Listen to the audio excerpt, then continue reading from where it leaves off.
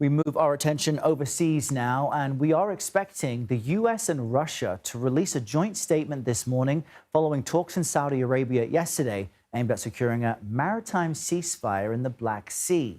Now, speaking to Russian state media earlier, a member of Moscow's delegation said the talks had been challenging but useful and said discussions would continue with involvement from the UN and other countries. Meanwhile, in Ukraine, the fighting rages on. Overnight, Kyiv says Russia launched 139 attack drones and a ballistic missile, injuring at least 2 people. For more on all of this, we're joined now by CBS News foreign correspondent Ramy Inocencio in our London bureau. Ramy, good morning to you. What more can you tell us about these talks in Saudi Arabia, and when might we hear about potential consensus on this?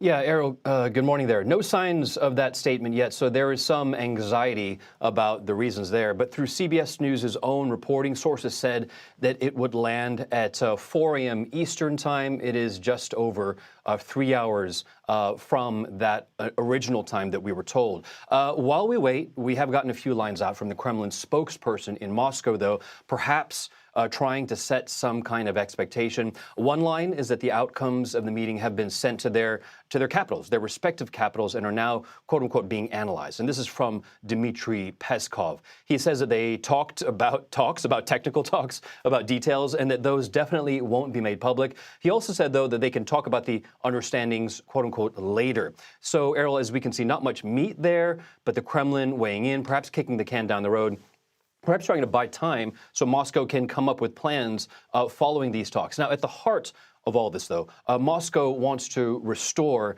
the Black Sea grain deal, and that was struck back in the summer of 2022, so we're coming up on about 3 years now.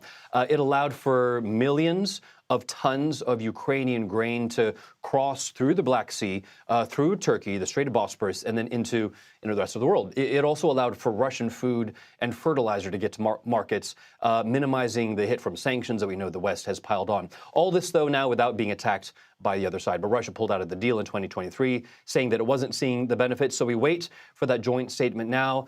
During talks yesterday, a White House source said that it was going extremely well, and an announcement, a positive one, was expected sometime in the near future. All right, we stand by for an update on that front. Ramy, thank you very much.